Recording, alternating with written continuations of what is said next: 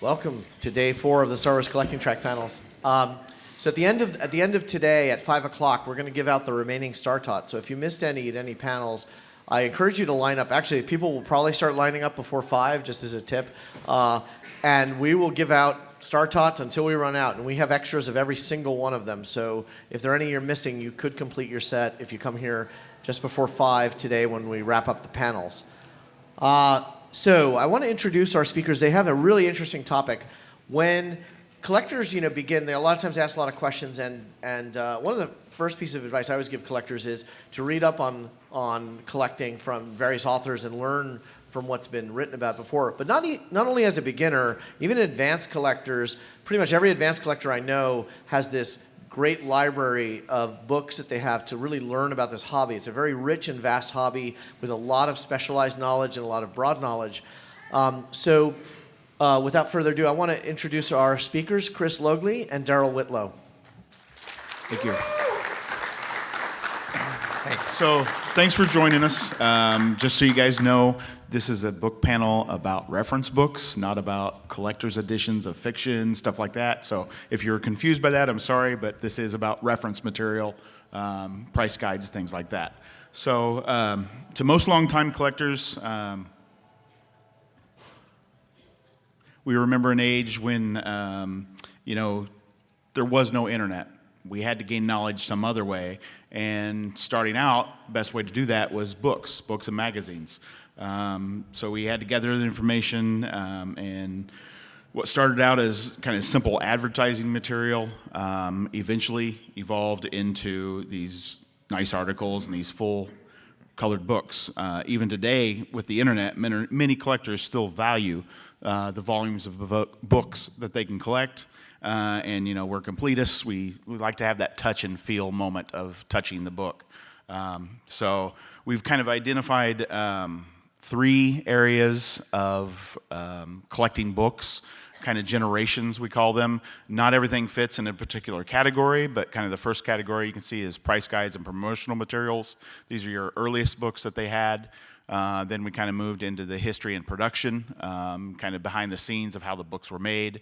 And then later on, people started to get more into the third generation of more focused, focused on a toy company, a toy line in particular, or, a country of origin. There's been books about, Argentina and France and Spain, and there's all sorts of those out there. So enough about generations of book. There are some that kind of fit into that outer rim too that don't really fit into any category. So our first generation, I'm going to hand over to Chris here. Well, good afternoon, and thanks for joining us. And I'm going to do my best. You can tell my voice is a little croaky, so and it's time to go home when you sound like this and when you've gone through your budget. So it's kind of fun to conclude our day here today with this panel. So Generation 1, as Daryl kind of alluded to, we've got price guides, promotional materials, and we're just going to highlight a few of those items because we wanted to really save time for some of the more current resources, but give you that flavor of history out there. One item, a great item and a great reference, our Kenner Toy Fair catalogs. Some of you may have those in your collections. They're just a wealth of resources to look at those. Those were catalogs that Kenner would have at Toy Fair that would be distributed to licensees, or pardon me, not licensees, but to buyers at Toy Fair, and you see oftentimes early images of figures. You see figures that perhaps changed somewhat from their ultimate as photographed in the Toy Fair catalogs to what was produced. The Sears Wish books, we can all kind of maybe remember some of those and think about flipping through those when we were 6, 7, 8, 9, 10 years old. Looking at the different assortments, and I can vividly remember circling different things or kind of dog-earing the pages of certain things I wanted to show mom and dad. And those are fun to go back and look at, and is a great resource to even today to see what was offered in which season, which assortments were offered, because as some of you may be collectors of the way, for example, that they were sold through Sears or through retail, some of the figure multi-packs that were offered. So it's fun to kind of go back and, if you, for a display purpose, pair up maybe an item from your collection with something from that. Also the pricing. The pricing. Yeah, the pricing If only we had that time machine, right? Some early price guides as well. We've got one featured on the next page, but kind of this early generation was more geared toward price guides, or that was kind of how some of these collecting books were initially structured. Because there wasn't necessarily the demand for information and details that we all have now and want to learn more about particular lines of toys, particular releases in different international markets and things of that nature. So it was, price guides were a very common early publication. We'll look at one of those in a second. And then a really amazing publication, Toy Shop magazine. I'm curious, is there anyone in here that subscribed to Toy Shop back in the day? Okay, so maybe, okay, yeah, okay, hand in the back, obviously, great. Well, Toy Shop for a while, what it was a magazine, a newspaper-style, oversized magazine publication, and was really the backbone of the collecting hobby kind of in the late 80s. I believe it started 1988, 89 is kind of the early era of when you start seeing Star Wars items appearing in Toy Shop. And Toy Shop was strictly a buy and sell publication, folks placing ads or running auctions by mail. It's kind of crazy to think about that now, auctions by mail, when you submit your bids and participate in an auction that way. We're now all in the eBay era and the era of Facebook sales and things like that, where things happen instantaneously. That era was the era of the pen, the paper, and the stamp to participate in an auction. So one thing that was unique about Toy Shop, a lot of collectors, it was offered different ways in which you could receive it because it came through the mail. So many collectors would pay for the earliest available delivery, for example, UPS Next Day Air, because when they would look at these ads and see perhaps a unique item they wanted, a prototype, perhaps a display or some other item, they would call that phone number, and they'd want to be the first one to have the latest edition of Toy Shop in their hands so they could flip through those pages and as we might say, kind of cherry pick or look for that one item they're looking for to add to their collection. So it was very common for collectors to pay for UPS Next Day Air, even back in that era, to kind of have first crack at that publication when it hit the mailboxes or the front porch. And things would come and go very quickly through Toy Shop. So, you might get it on the same day that, Daryl and I might get it on the same day, and if we're looking for the same thing, if he calls the retailer first, then, I'm out of luck. So it's kind of a different era. It's kind of like the buy it now era, I guess, of what we think of on eBay, but this is, a publication through the mail. So kind of a really fun thing to look at. And the reason I've kind of lingered on this and talked about it is Chris Dragolius, a longtime Star Wars collector in the vintage hobby, has archived a number of these Toy Shop publications, and he would clip out and save certain ads or certain auctions that were advertised. And if you go on Google, if you want to see more about this, if you just search Chris Dragolius Toy Shop Scrapbook, it'll come up. And he's got it organized kind of by topic and different things by which it was offered. And the scrapbook, just to be clear, it doesn't encompass every Star Wars thing that was ever listed in there. He kind of just highlighted certain things that were unique or prototypes or maybe things that had appeared in Toy Shop for the first time. So it's kind of a fun thing. Even if you're not maybe a big vintage collector, Google it and check it out sometime. It's kind of fun to look at that other era because now in this Facebook era, things are so dramatically different. So if we want to look at kind of what one of those early price guides look like, and one of the first real collector books that both Daryl and I are aware of, and we'd be curious if someone else is aware of something else, but in our research and in our collections and our reference libraries, this 1983, the official price guide to Star Trek and Star Wars collectibles. So I like to think if that was published now, with the popularity of Star Wars, maybe Star Wars would come first in the title. At that era, Star Trek was obviously tremendously popular, and the films were still in active release. So House of Collectibles published it. It's a paperback, and it's kind of a smaller. It's not necessarily one of these size volumes, but it's smaller than this, the initial publication. And it was published. There were 6 editions of that published. Yeah, correct? Well, I think the last edition actually is Star Wars and Star Trek. Oh, good. Okay, so it had overtaken it by the last edition. I didn't know that. So, and now Daryl's. That's kind of just a little brief overview of Generation 1. We don't want to linger too much, and Daryl's going to talk now, kind of bring us up timeline to Generation 2. So Generation 2 deals more with the history and production process of getting your toys. As you might have guessed, this generation starts with one of the most beloved books in any Star Wars library, which is Steve Sansweet's From Concept to Screen to Collectible. There might have been some early articles in magazines that predate this book, but this was really the beginning of many collectors starting to really research the book. and the toy process. This book was released in 1992 and initially was available in both soft cover and hardcover. It truly walked you through the concept of how a production of the toys were made, all the way from the concept of the movie to getting the toys in their final forms. Kind of gave many people their first glimpse of what a prototype and a wax sculpt is, kind of there on the lower left, and also kind of featured Star Tots, which if you're waiting for the end of the panel, kind of has that feel to it there on the right.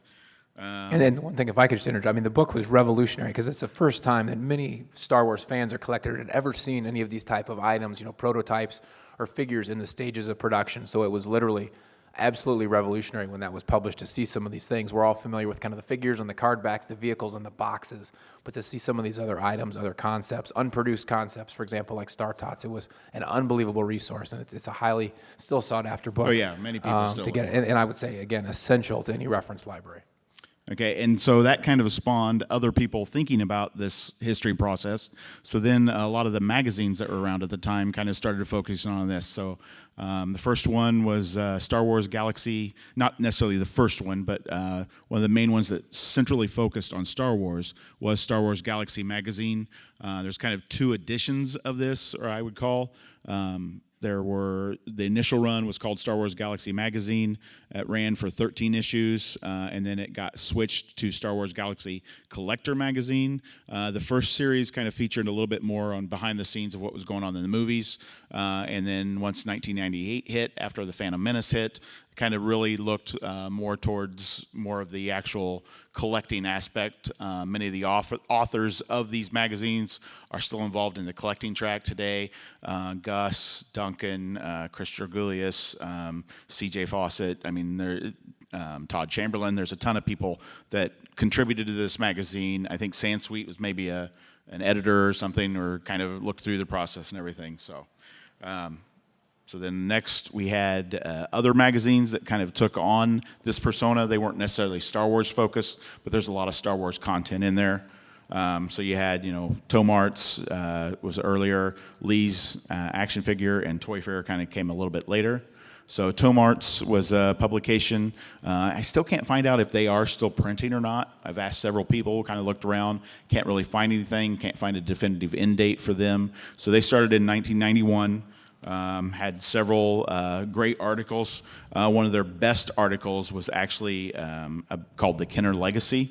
And so they kind of took the actual process and how Kenner started and where it, how they got the license and everything like that, not just for Star Wars, but the entire Kenner line. And so they have then...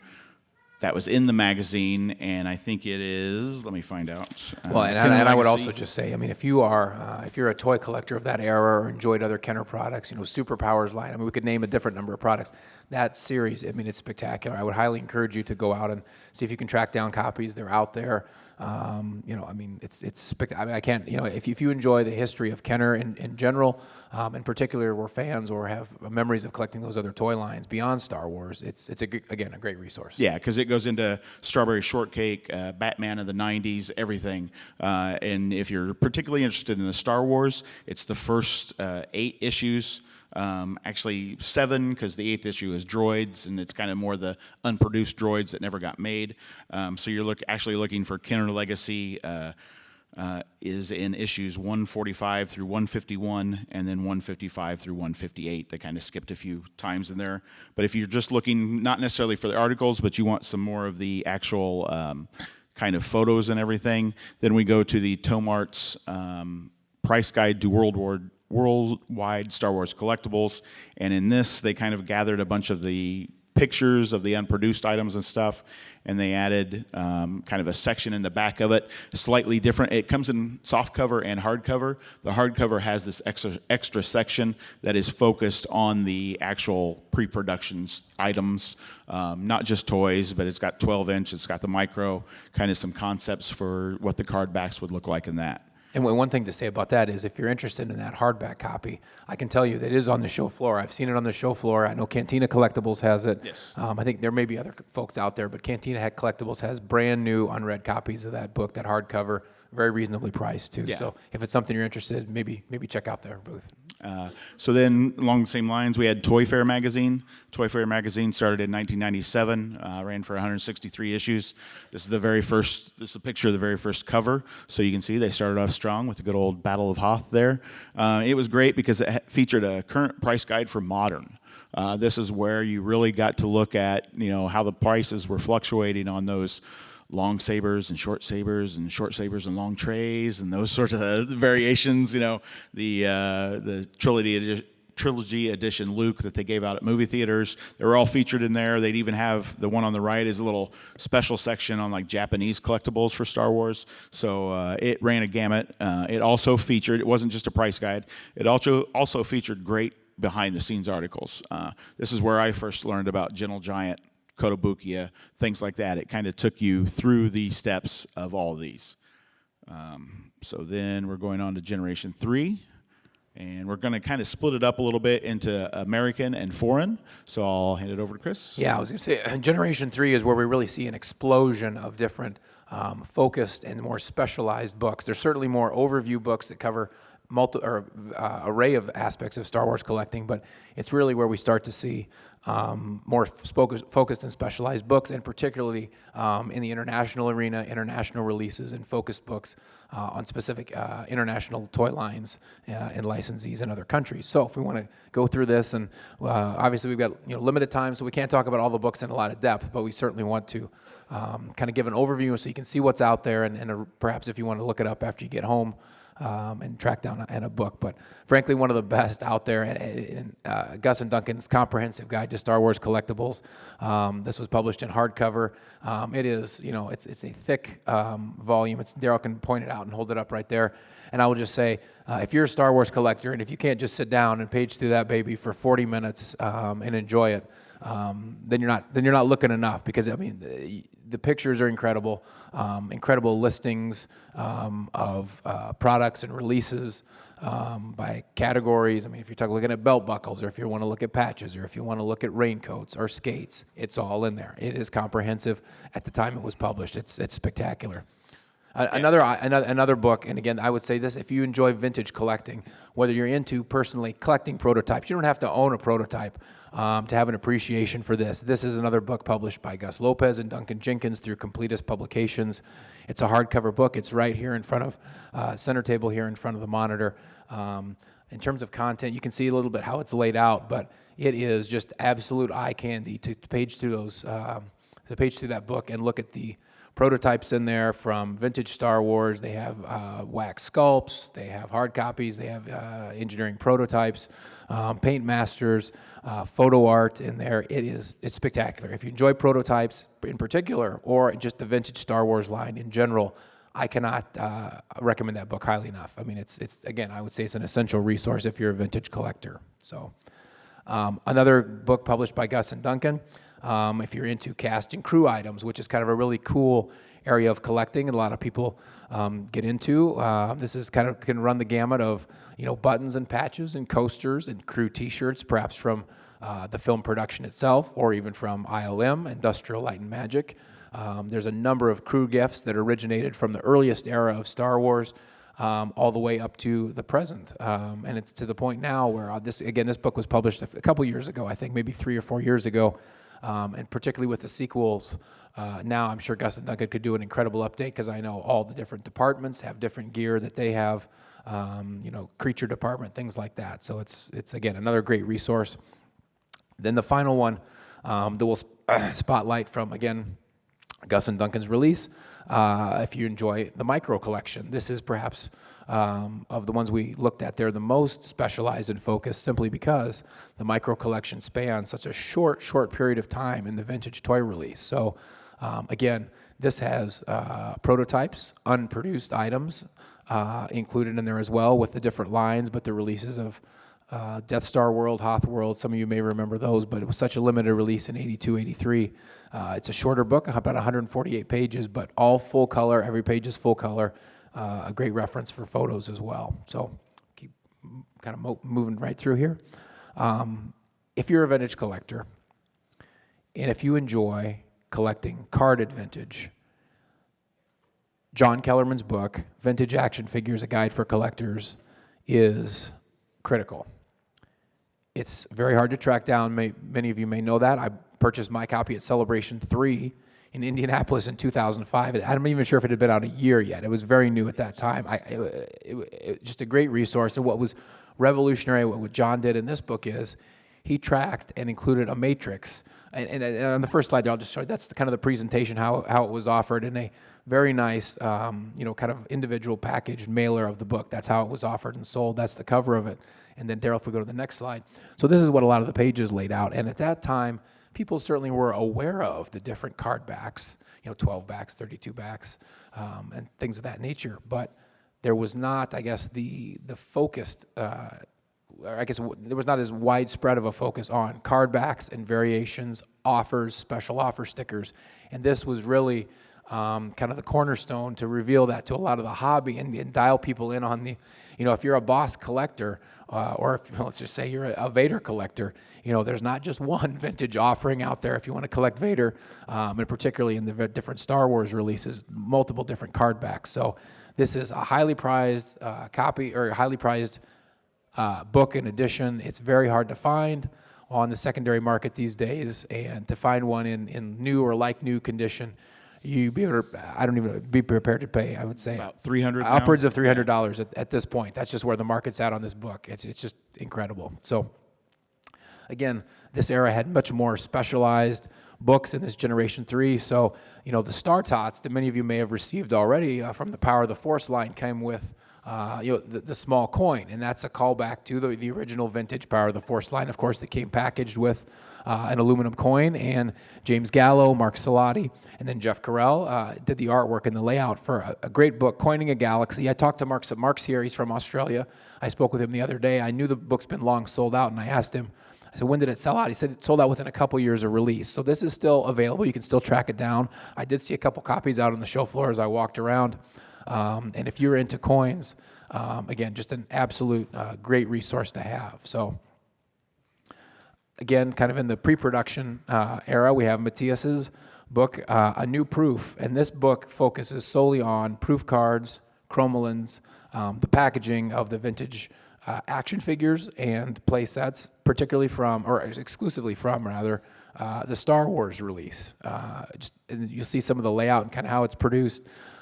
Just the photo art, it's amazing to see some of these pieces. And just to be clear, these aren't pieces from one person's collection. This was a project that Matthias undertook and photographed from a whole range of Star Wars collectors to compile this information into one single publication. It's amazing. This was published and came out in 2015. I think it debuted right around the time of Celebration Anaheim, if I recall correctly, if any of you were in Anaheim.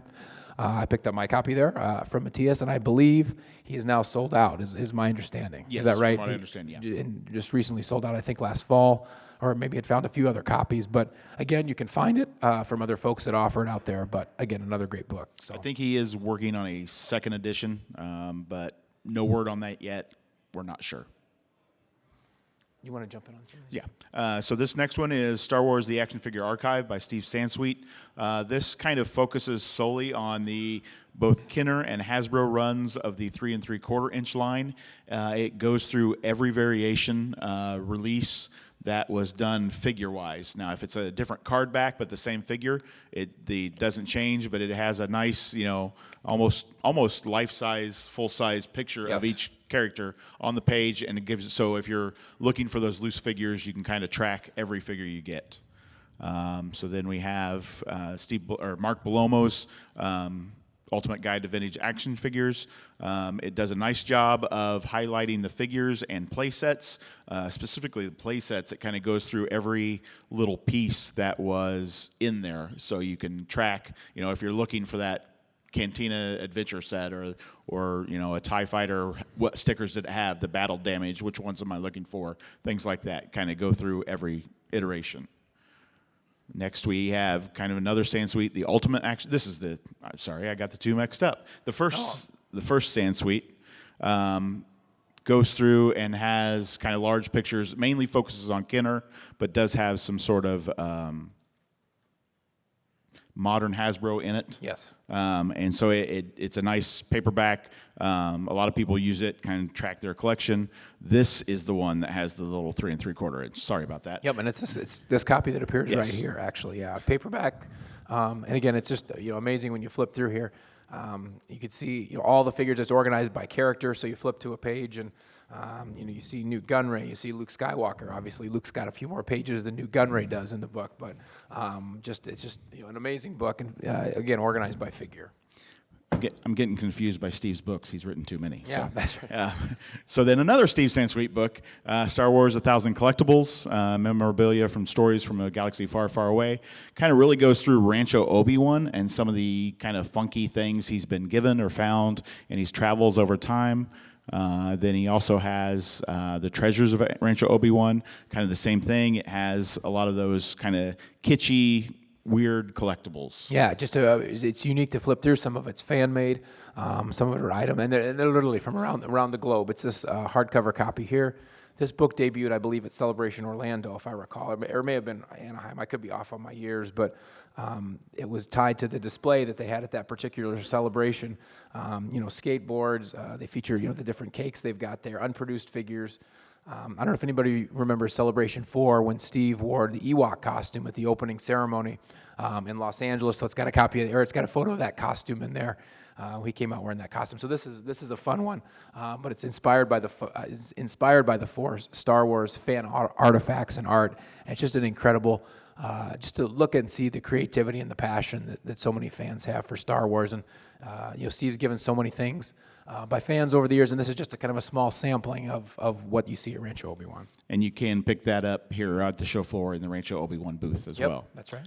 Sorry to be an ad for everybody, but if it's available, we want to thank them. Yeah, so. we thank them and let you know if you're interested. A lot of it's out there on the show floor. So then we have the Philip Reed series. He's got a website called Battle Grip. He's done about 6 or 7 of these books, ranging. Some of them are focused, like he's got a Shadows of the Empire focused book. They're a smaller book, probably less than 100 pages or so, I guess. They're all hardcover.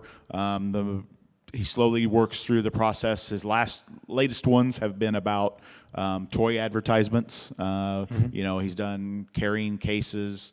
I'm trying to think what else. Yeah, and these have all been done on Kickstarter. At least these have been all Kickstarter releases. Yeah, but a lot of times when he offers a new Kickstarter on his book, he'll include some of the older books. So if you're looking for those, kind of keep an eye on him. And we started with one of those early books from 1983, and here is literally the most current book, Engineering an Empire: The Creators of Kenner's Star Wars Toys.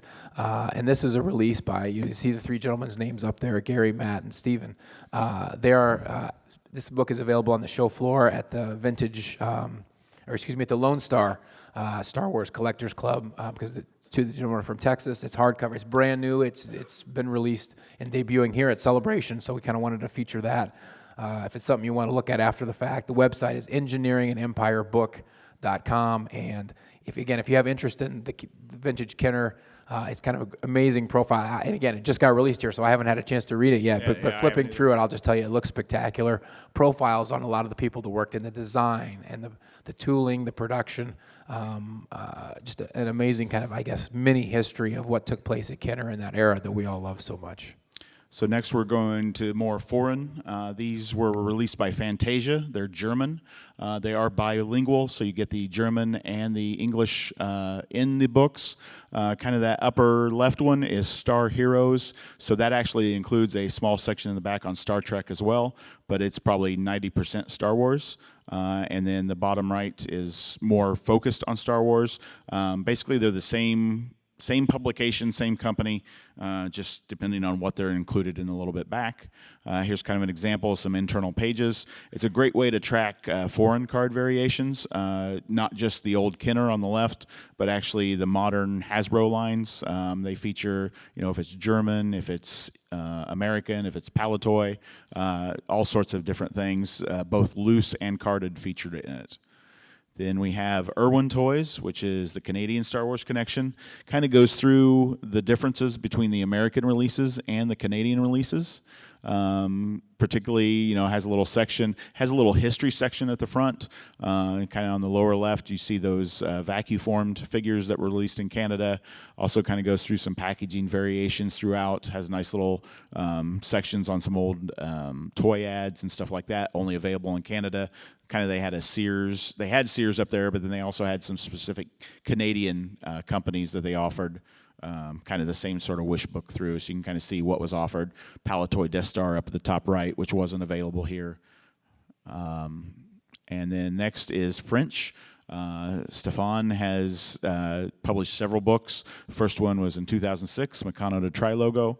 Kind of looked at the variations available in card backs, in the 3-packs. They did the Max Rebo band in a box instead of a bubble package, and also takes you in the back kind of some magazines that they had, as well as some promo advertising, food advertising and stuff for their items in French. Then next he has more of a history of the French. This deals more with how it came to be, how it hit theaters, different things like that.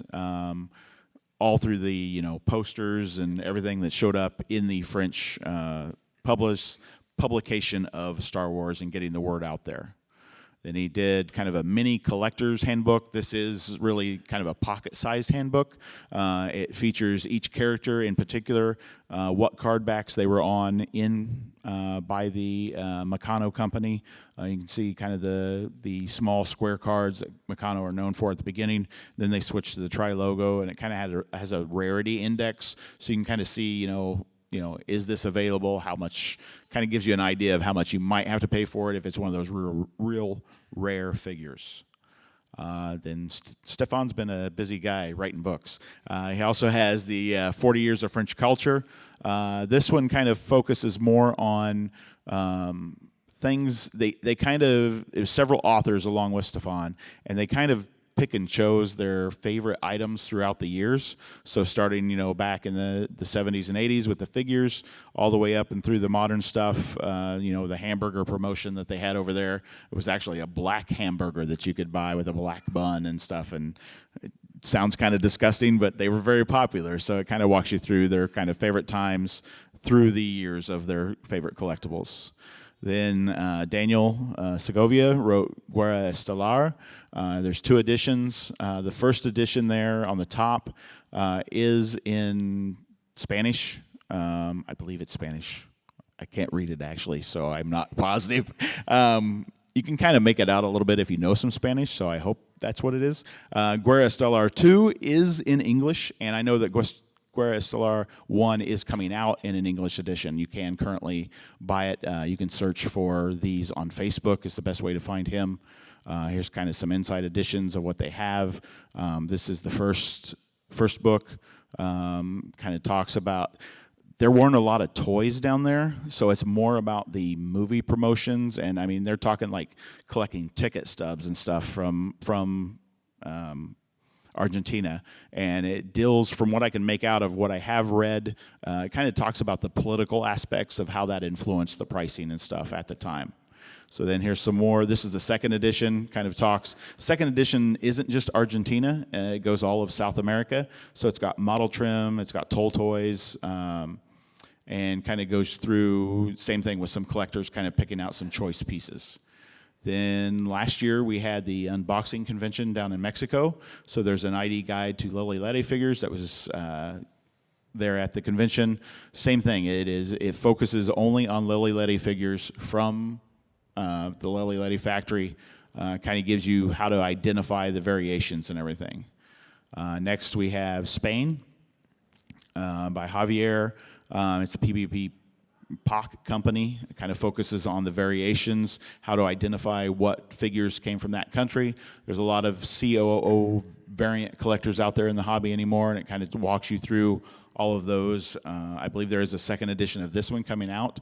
The cover has an X-Wing fighter on it, so I think they're going to go more into maybe whatever, ships and everything were also by the PBP and POC factory.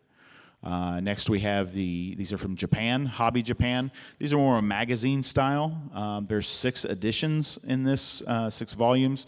It's called the Action Figure Database. Kind of along the lines of Kellerman. Volume 1 deals with all vintage, and it is the most sought after. It regularly goes for about $150 to $200, and it's a thick magazine size. Walks you through. Once again, if you can't read Japanese, you're going to be out of luck, but it's got some nice pretty pictures in there. So here's the first 3 editions. As I said, the first one deals with all vintage, and then they can kind of walk you through each time period. It's always stated directly on the magazine which time period it looks at, so it can kind of keep track, and so you know which one you're actually getting. It also has some kind of weird variants in the back that they talk about, so it's a good way to track those. And then kind of last one here is the George Lucas exhibition. It was more a museum catalog. Once again, it's in Japanese, but once again, it has some great photography, kind of collectibles that they had over in Japan at the time for you to look at. So that kind of leads us into an outer rim area. Yeah, I think we wouldn't. It's worth touching on some of these items from this outer rim because there's items that certainly impact collecting and elements of collecting that may not necessarily be dedicated on a particular subject per se. But if you're interested in storyboards or the production and the work that was done with ILM, the production of the films, the storyboard book is a great book. Auction catalogs are oftentimes a great resource to look at. Again, great eye candy to look at some perhaps original props. Toy auction catalogs are a great resource to have, and I know Daryl has a bunch in his library, his reference library, and I do as well. And then on the right there, we've got a picture of one of the celebration guides from a recent celebration. Of course, they had one for this celebration, and it often has interesting information both about celebration, and it contains articles kind of looking back sometimes at past celebrations or particular areas of collecting. So yeah, it's a good way to, like this one has the art that was included at the celebration, so it's a good way to track those. They do have articles. One of these is from Orlando, one of these is Anaheim. So it has, a story on Kenner or a story on Ewok collecting, droids collecting, cartoon collecting, stuff like that. We also have some art books. They did the Vader project. Sideshow had the R2ME project, and they auctioned those off to charity. But this is a good way, if you couldn't afford the helmets or whatever, to kind of look and see what was available. They've got some great pictures in there. So that kind of does it for the outer rim, unless there's some more that you want to talk about. No, I think that auction covers, catalogs. yeah, Okay. the outer rim. Yeah. So this is kind of our top picks of some figure or some books you might kind of want to look for. This is kind of our not top 10 because there's more than 10, but Yeah, kind of just kind of important resources or kind of vital additions you might want to have in your collection. And again, every collector has different interests. Some are more focused than others. Some are more an overview type collector, and in particular, some collectors like vintage, some collectors like modern. So hopefully the panel has given you a flavor of some of the books, some of the resources that are out there that you can then maybe take it back into your collecting going forward. And then I'm going to go ahead and go forward. So these books up here, these aren't just display, and they're not just from our collection or anything like that. These are all books that were donated and that we're going to give away here at the panel today. So we believe it's important to put some resources in collectors' hands. No, that's very nice. Thank you. But don't clap for me. We want you to clap for these great sponsors that donated these books to us. Rancho Obi-Wan donated books. Toy Chamber Collectibles, Todd Chamberlain, he's down there in the hall. Completus Publications, which is Gus and Duncan, donated several books. Cantina Collectibles donated a couple of the Tomarts books. Again, that newest book we mentioned, Engineering and Empire, that debuted here at Celebration, they were generous enough to donate a brand new copy of that book. So we've got some great resources that we're going to be able to put in collectors' hands. And I know you're probably out there thinking, well, how are you going to do this? Well, it's quite simple. When you walked in the room, everyone should have received a bookmark. So if you look at those bookmarks, and there should be... The bookmarks were done by our friend Brian DeGuire, who's an Artist Alley. Go down and check out Brian's artwork. He's got the pod racing print, so you can check out him. And he did the artwork on both sides. Daryl's an Emperor focus collector, so that's why one of the sides of the bookmark has the Emperor. The other side has kind of a TFA or sequel trilogy Luke, which is a character I enjoy. So check those bookmarks. If you have a sticker on the Luke side of that bookmark, numbered 1 to 14, There's 14 of them out there.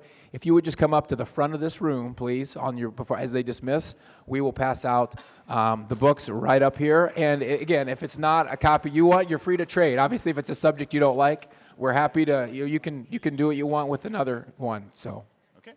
thank you very much. We Thank you. appreciate you coming today. We hope you learned something. Thank you very much.